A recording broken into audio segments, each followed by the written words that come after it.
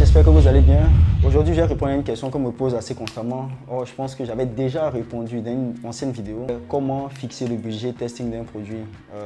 Je pense que la plupart des nouveaux peut-être arrivants ne savent pas comment fixer le coût d'un testing. Donc dans cette vidéo, je vais vous donner 4 stratégies. Et si vous restez jusqu'à la fin, vous aurez les 2 stratégies que j'utilise assez constamment en fonction des divers contextes. Donc si tu es nouveau sur la chaîne, tu ne me connais pas, je suis Smith, je suis commerçant, je suis ivoirien.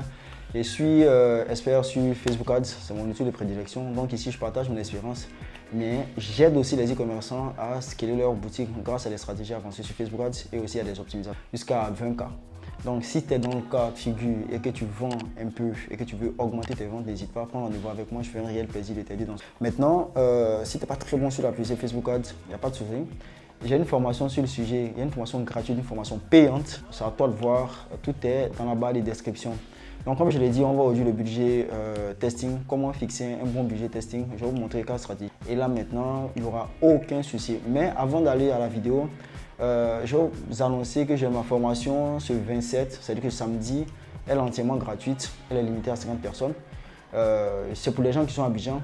J'ai décidé de faire une formation en présentiel pour qu'au moins on puisse se rencontrer. Voilà, comme ça vous pourrez poser la majeure partie de vos questions et il me fait un réel plaisir d'y répondre. Là, on va parler des récentes fonctionnalités de Facebook Ads et des stratégies pour augmenter son taux de conversion. Mais en plus de ça, on parlera aussi comment faire des publicités aussi qui sont hyper gagnantes parce qu'un bon média buyer aussi doit être quelqu'un qui a une certaine maîtrise de ça.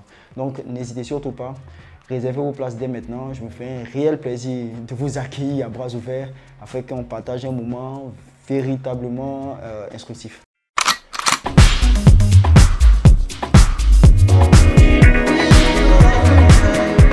C'est une question qui vient assez constamment. Donc aujourd'hui, je vais essayer d'y répondre de manière assez, je dirais peut-être définitive. Je vais vous montrer les 4 stratégies. Budget testing, la première stratégie que moi j'utilise lorsque je veux tester un produit. La première stratégie que je vais vous parler, c'est ce qu'on appelle la stratégie du chiffre d'affaires. Je m'explique. Généralement en marketing, on dit on octroie souvent 10 et 15% de notre budget publicitaire. C'est-à-dire, si on prend un produit qui coûte 15 000 francs et qu'on a fait venir 100 produits, les 100 produits vont nous coûter, si on vend tous les 100 produits, ça nous fait peut-être 1 500 000. Donc si on estime arbitrairement qu'on va mettre 10% de ce budget-là, 150 000 francs, de budget publicitaire, c'est notre budget sur cette campagne. Qu'est-ce qu'on va faire dans ce cas? On va prendre, si on a 1 500 000 de chiffre d'affaires, de tout le produit fait peut-être 1 500 000. Donc les 10% d'1 500 000, ça nous fait peut-être 100. Là, on est d'accord. Donc sur les 100 produits, c'est-à-dire que chaque produit, on veut dépenser chaque produit peut-être 1 500 francs. Donc on prend les 1 500 par produit. Voilà ce que je veux dire. Maintenant, il y a une petite subtilité, c'est que lorsqu'on est sur la phase d'apprentissage du Facebook Ads, généralement pour en sortir, il faut vendre environ 50 produits par semaine. Normalement, si vous avez 100 produits, vous devez être capable de pouvoir vendre les 100 sur 2 semaines. Par conséquent, ce que vous devez faire ici, c'est de prendre les 1500 que vous avez ici. Les 1500 qu'on a ici, on va les multiplier par... Non, pardon. On va les multiplier, les 1500 multipliés par 50 produits. Ça va nous faire environ, je crois, parce que 150 000 divisé par 2, je crois, ça fait 75 000. Ça nous fait 75 000 de trucs. On a 75 000. Maintenant, les 75 000, qu'est-ce qu'on va faire? Les 75 000, on va les diviser par... 75 000 divisé par 7, 70 000, on sera environ... je ne sais pas ça va faire combien, mais vous allez diviser alors que vous allez diviser par 7.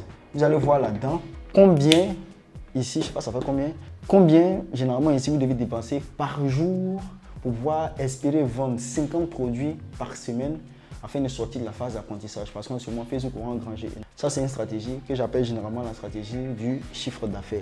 Est-ce que je veux dire? Généralement, la majeure partie du temps, ça, c'est une stratégie. Maintenant, la seconde stratégie que vous allez utiliser là-dedans, ça sera la stratégie du prix produit. Est-ce que je veux dire? Mais à quoi ça consiste généralement? La stratégie du prix produit, vous prenez un produit qui coûte 15 000 francs ou un produit qui coûte 30 000 francs. Si vous prenez par exemple un produit qui coûte 15 000 francs, voilà ce que je veux dire. 15 000 francs, environ peut-être 30 $. Ce que vous allez faire, vous allez prendre le même coût, genre les 15 000 francs, que vous allez mettre directement sur votre publicité. Vous allez faire 15 000 francs aussi par jour par rapport à votre publicité. Hyper agressif, ça permet en 24 heures, 48 heures d'avoir des données généralement. Si après un jour seulement vous constatez que vous ne faites pas les ventes, vous pouvez couper. Parce que ça a pris énormément de données en un coup. Voilà ce que je veux dire. Donc, de manière assez générale, si c'est agressif, ça vous fait dépenser, vous voyez peut-être maximum 48 heures savoir automatiquement c'est quelque chose qui fonctionne mieux qu'un flux. Ça, c'est la stratégie qu'on appelle généralement la stratégie du prix produit. Vous prenez le prix produit, vous le mettez. La troisième stratégie que je vais vous parler aussi, c'est ce qu'on appelle généralement le prix arbitraire. Ce que j'appelle le prix arbitraire, c'est quoi? C'est qu'on va partir sur un petit budget. C'est-à-dire, vous commencez au PC, vous mettez peut-être 5 $. Et vous observez généralement comment est-ce que ça fonctionne. Comment est-ce que généralement ça marche. Vous voyez ce que je veux dire? Le minimum, ça va être du 5 $, 5 ou 10 $. Quand vous le mettez, le gros du problème avec cette stratégie-là, c'est que ça peut être hyper lent. Parce que souvent, il faut des données à Facebook afin de pouvoir faire des optimisations par rapport à un type de produit. Un produit pareil, vous pouvez le laisser facilement, souvent 2-3 jours, avant de prendre des décisions. Donc la stratégie de c'est-à-dire que cette stratégie-là peut être assez intéressante, mais c'est pour des gens qui ne veulent pas prendre de risques, n'ont pas assez de budget, qui ne veulent pas prendre trop de risques. Ils doivent commencer comme ça, un peu augmenter au fur et à mesure leur budget publicitaire et éviter peut-être de dépenser énormément d'argent. On appelle généralement ça en mode crescendo, légèrement. Maintenant, la dernière stratégie que j'appelle, c'est ce qu'on appelle la stratégie du CPA break-even. C'est-à-dire vous vendez un produit à 15 000 francs et que vous avez une marge de 7 000 francs, par exemple sur le produit. Vous lancez la publicité avec les 7 000 francs. CPA break-even, c'est-à-dire là, quand vous lancez la publicité, si vous vendez un produit, vous n'êtes pas rentable, vous n'êtes pas perdant. Le CPA break-even, c'est le CPA que vous ne pouvez pas, le coût par achat que vous ne devez pas dépasser, sinon vous n'êtes pas rentable. Donc vous pouvez mettre ce coût-là sur la publicité, afin bien évidemment, quand vous dépensez en 24-48 heures, vous savez exactement si c'est quelque chose qui ne vient pas. Vous voyez ce que je veux dire? CPA break-even, de manière assez générale, si un produit peut-être coûte 15 000 francs et que vous avez 10 000 francs de marge, vous mettez les 10 000 francs parce que c'est ce que vous êtes prêt à risquer pour pouvoir avoir. Donc si vous dépensez pas, vous avez des fonds, tant mieux, mais de manière assez générale, ça aussi, c'est une stratégie aussi que vous pouvez utiliser. Donc on a 4 stratégies généralement par rapport à ça. Maintenant, qu'est-ce que moi j'utilise la majeure partie du temps? Je vais utiliser 2 stratégies.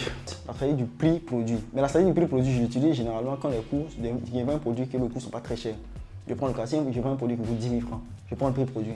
Si un produit qui coûte peut-être 15 000 francs, je prends le prix produit. Mais si je suis en face d'un produit par exemple qui coûte 40 000 francs, je prends le CPA break-even. C'est-à-dire, s'il coûte 40 000 francs et que j'ai 20 000 francs de marge, je mets les 20 000 francs. Si j'ai 15 000 francs de marge, je mets les 15 000 francs. Vous voyez ce que je veux dire? Ça me permet, si je fais deux ventes dans la journée, si je fais une vente dans la journée, c'est que je suis pas rentable. Si je fais 3-4 ventes, je sais que je suis pas rentable. Quand le produit n'est pas très cher, je vais sur le prix produit. Quand le produit est cher, je vais sur le CPA. Mais ça, c'est peut-être qu'on veut sortir le budget. Mais généralement, ça, c'est mon cas.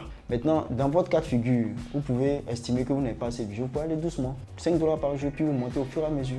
Bon, regardez votre chiffre d'affaires, ce que vous êtes prêt à mettre. Vous voyez ce que je veux dire? Donc, je vous ai donné les 4 stratégies qui peuvent vous permettre de pouvoir fixer différents prix et les avantages et les inconvénients. Donc, c'est à vous de voir ce qui vous correspond le mieux et dans quoi vous êtes réellement à l'aise. Vous voyez ce que je veux dire? Donc, j'espère que vous avez compris. Parce que le prix aussi, c'est quelque chose qui est la fixation, bien le budget, c'est quelque chose qui est hyper important aussi. C'était un peu comment je fixe moi-même les coûts de mes testings. Donc j'espère que vous avez compris. Sur ce, n'hésitez surtout pas, abonnez-vous parce qu'il y a plein de personnes qui ne sont pas abonnées. Abonnez-vous. Voilà, ça aide la chaîne à aller beaucoup plus vite et en avant aussi. Et ne manquez surtout pas aussi la formation gratuite que j'organise sur Venez nombreux. On va partager un très bon moment. Donc sur ce, on se dit à très bientôt pour d'autres vidéos.